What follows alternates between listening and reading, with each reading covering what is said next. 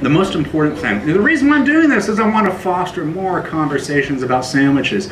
And the most important thing you should take away from this, and if you have to put it on a smartphone or write it down, that's fine. You know, but no one knows what a sandwich is, and I'm serious. No one knows what a sandwich is. I'll say it 3 times fast to you. I love this. In Worcester, Massachusetts, a few years ago, Panera Bread somehow gained, I don't know how, what kind of connections they had, a sandwich, this is true, a sandwich exclusivity clause in a mall. So that they were the only ones, the only business that could prepare sandwiches, sell these sandwiches, and profit from sandwiches. Now, about a year later, Qdoba Mexican Grill came in with their quesadillas, tacos, and particularly those burritos. Panera Bread was furious because it violated their sandwich rights. And for the first time in history, the idea of what a sandwich is was taken to court. I'm not joking. I actually had to pay the Boston Herald or whatever to read this article. It's like, if I could download, you have to pay per article.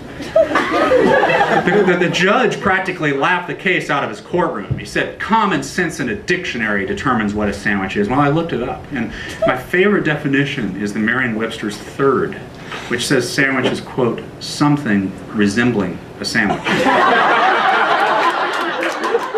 So they called in a sandwich expert, Chris Schlesinger, who's been featured in the New York Times. He's an area chef in Boston. He's originally from Virginia, I believe. This man came in and said that the notion that a burrito is absurd. Qdoba Mexican Grill must stay. Well, his bravado changed a little bit when he left the courtroom. I called him. He left this message. I just thought I'd play it. Is it working? There we go. Hey Robert, it's Chris Schlesinger calling from the East Coast Grill. I got your email. My phone is 857. Don't call him. I'd be glad to talk to you about sandwiches. Where that came up is I was former owner of the All-Star Sandwich Bar down the street. I have sold that, and we're at the East Coast Grill, and we have a couple sandwiches, but it's, you know, it's not like a sandwich concept. So, but having said that, I'd be glad to talk to you if you're still, if it's still pertinent. Okay, thanks. Have a nice weekend. Needless to say, I did not call him back. This is your sandwich expert telling me what sandwich is. Did you hear him backpedaling? Oh yeah, well maybe I know about sandwiches. You're telling me what sandwiches are in a court of law in Worcester, Massachusetts? No, I didn't call him back.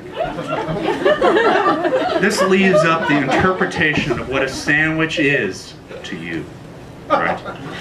What is a sandwich? When a Turkish immigrant leaves Turkey with a kebab, and he moves to Germany, and he has a notion of something that's a little more friendly to the takeaway customer, and he takes the kebab off the spit. Instead of putting it on a bed of rice on a plate, he puts it in a pita, and he calls it a doner kebab. That was 40 years ago last month. Is that not a sandwich? When a German immigrant moves to Texas, and in 1904 he goes to the St. Louis World's Fair, and he takes the hamburger meat patty and says, you know what, I can better that. And I put it through a couple pieces of bun to make it so that people going around St. Louis can eat it portably. Is that not a sandwich? When the burrito moves up and migrates to California, and it becomes the mission burrito by stuffing the rice and beans into it, and that spurs the wrap revolution. Is that not a sandwich? Well, Chris Schlesinger and the judge of Worcester, Massachusetts say it's not a sandwich. I say a sandwich is determined by a gesture of goodwill. It's a sandwich. It's a sandwich gesture that believes that any doofus can make one. It's portable, it's tidy, you don't need utensils. It's just an edible sheath that you can take with you, and you can travel and experiencing things better. I will leave you with one idea, that there's possibly a simpler idea of what a sandwich is. And I turn to Hicksville, New York's greatest son. Yeah, you know who it is. Yeah. Billy Joel. Billy Joel said that a peanut butter jelly sandwich, this is a quote, and I got it on some quote site. A peanut butter and jelly sandwich is better than bad sex. And I think I'm not alone here in applauding Billy. Billy, are you here? And applauding Billy Joel. I applaud you for rightfully putting the notion of sandwich making together with love making. He's right there. But where he sells sandwiches short is by linking it with bad sex. We know when we think about where sandwiches, get a little emotional about this, when we think about where sandwiches came from,